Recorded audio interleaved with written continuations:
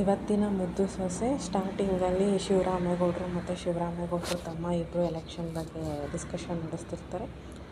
ಅದಾದಮೇಲೆ ಅದನ್ನು ಅಲ್ಲೇ ವೀರಭದ್ರೇಗೌಡರು ನಿಂತ್ಕೊಂಡು ಕೇಳಿಸ್ಕೊತಾ ಇರ್ತಾರೆ. ಅದಾದಮೇಲೆ ಶಿವರಾಮೇಗೌಡರು ಏನೇನು ಡ್ಯೂಟೀಸ್ ಇದೆ ಅದನ್ನೆಲ್ಲ ಗೋವಿಂದನ ಹತ್ರ ಹೇಳಿ ಭದ್ರಂಗೆ ಹೇಳಿ ಮಾಡಿಸು ಅಂತ ಹೇಳಕ್ಕೆ ಹೊರಟಿರ್ತಾರೆ. ಅದಾದಮೇಲೆ ಭದ್ರ ಮಾಡಿರೋದು ನೆನಪಾದ್ಮೇಲೆ ಸುಭಾಷಂಗೆ ಹೇಳು ಅಂತ ಹೇಳ್ತಾರೆ. ಈ ಕಡೆ ಇದನ್ನೆಲ್ಲ ವಿದ್ಯಾ ಒಂದು ಸೈಡಲ್ಲಿ ನಿಂತ್ಕೊಂಡು ಕೇಳಿಸ್ಕೊತಾ ಇರ್ತಾಳೆ. ವೀರಭದ್ರೇಗೌಡರು ಬೇಜಾರು ಮಾಡ್ಕೊತಾ ಇರೋದನ್ನ ನೋಡ್ಬಿಟ್ಟು ವಿದ್ಯಾ ಇದು ನನ್ನಿಂದನೇ ಆಗಿರೋದು, ಇದಕ್ಕೆ ನಾನೇ ಏನಾದರೂ ಮಾಡಬೇಕು ಅಂತ ಅಂದ್ಬಿಟ್ಟು ಸುಭಾಷ ರೆಡಿ ಆಗ್ತಿರ್ತಾನೆ. ಸುಭಾಷನ ರೂಮ್ಗೆ ಹೋಗ್ತಾಳೆ. ಅಲ್ಲಿ ಸುಭಾಷನ ಅಕ್ಕ ಚಿತ್ರ ಮತ್ತು ಅವರಮ್ಮ ಈಶ್ವರಿ 3 ಜನನೂ ಇರ್ತಾರೆ. ವಿದ್ಯೆನ ಅಲ್ಲಿ ನೋಡಿ ಈಶ್ವರಿ ನೀನು ಯಾಕೆ ಇಲ್ಲಿ ಬಂದೆ, ಇಲ್ಲಿಂದ ಹೊರಟೋಗು ಅಂತ ಹೇಳ್ದಾಗ ಒಯ್ತೀನತ್ತೆ ಇರಿ ಅಂತ ಹೇಳ್ಬಿಟ್ಟು ಒಳಗಡೆ ಹೋಗ್ಬಿಟ್ಟು ಹೇಳ್ತಾಳೆ. ಸುಭಾಷ ನೀನು ಯಾವುದೇ ರೀತಿ ಚುನಾವಣೆ ಪ್ರಚಾರಕ್ಕೆ ಹೋಗಬಾರ್ದು ಅಂತ ಹೇಳ್ತಾಳೆ. ಏನಕ್ಕೆ ಅಂತ ಅಂದಾಗ ನೀನು ಹೋಗಬಾರ್ದು ಅಂತ ಅಂದರೆ ಹೋಗಬಾರ್ದು, ನೀನು ಏನಕ್ಕೆ ಹೋಗ್ತಾ ಇರೋದು ಅಂತ ನನಗೆ ಗೊತ್ತು, ನೀನು ಒಳ್ಳೇದು ಮಾಡಬೇಕು ಅಂತ ಅಂತೂ ಹೋಗ್ತಾ ಇಲ್ಲ, ನೀನು ದುರಹಂಕಾರದಿಂದ ಹೋಗ್ತಾ ಇರೋದು, ಅದು ಬೇಡ ಅಂತ ಹೇಳಿದಾಗ ಈ ಕಡೆ ಚಿತ್ರ ಕೇಳ್ತಾಳೆ ಹಿಂಗೆ ಹೇಳಲಿಲ್ಲ ಅಂದರೆ ಏನು ಮಾಡ್ತೀಯ ಅಂತ.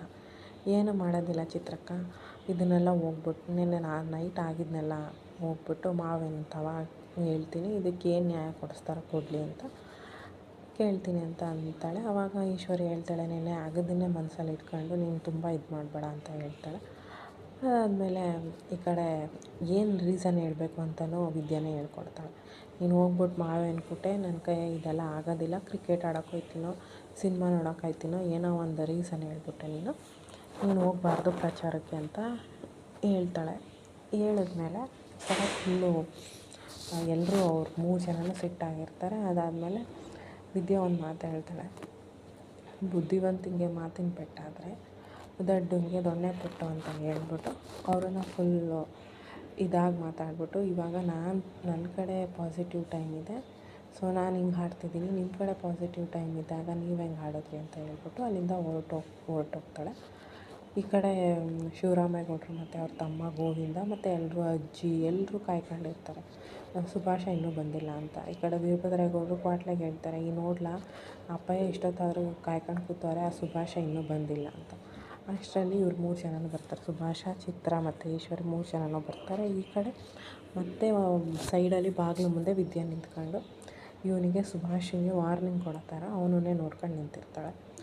ಇವಾಗ ಶಿವರಾಮೇಗೌಡರು ಸ್ಟಾರ್ಟ್ ಮಾಡ್ತಾರೆ, ನೀನು ಈ ಥರ ಎಲೆಕ್ಷನ್ ಡ್ಯೂಟಿ ಮಾಡಬೇಕು ಮಗ ಅಂತ ಹೇಳಿದಾಗ ಇಲ್ಲ ನಾನು ಹೋಗೋಕ್ಕಿಲ್ಲ ಅಂತ ಹೇಳ್ತಾನೆ. ಏನಕ್ಕೆ ಅಂತ ಅವ್ರ ಅಪ್ಪ ಕೇಳಿದಾಗ ನನ್ನ ಫ್ರೆಂಡ್ಸ್ನ ಜೊತೆ ಕ್ರಿಕೆಟ್ ಆಡಬೇಕು ಮತ್ತು ಅದಾದಮೇಲೆ ಫಿಲಮಿಗೆ ಕರ್ಕೊಂಡು ಹೋಗ್ಬೇಕು ಅಂತ ಹೇಳಿದ್ದೀನಿ, ಅದಕ್ಕೆ ನಾನು ಹೋಗ್ಬೇಕಂತ. ಅವರಪ್ಪ ಹೇಳ್ತಾನೆ, ಏನು ತಲೆಗಿಲೆ ಕೆಟ್ಟೈತಲ್ಲ ನಿನಗೆ, ಏನಕ್ಕೆ ಹಿಂಗೆ ಆಡ್ತಿದ್ಯಾ,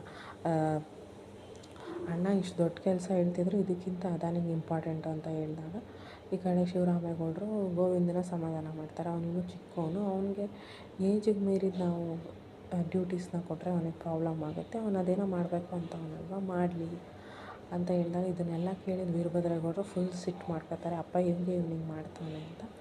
ಅದಾದಮೇಲೆ ಅವರು ಶಿವರಾಮೇಗೌಡರು ಅವ್ರ ಹೆಂಡ್ತಿಗೆ ಹೇಳ್ತಾರೆ, ಮೋನ ನನಗೆ ಸ್ವಲ್ಪ ದುಡ್ಡು ಬೇಕು, ಹೋಗೋಣ ತಗೊಂಬರೋಣ ಅಂತ.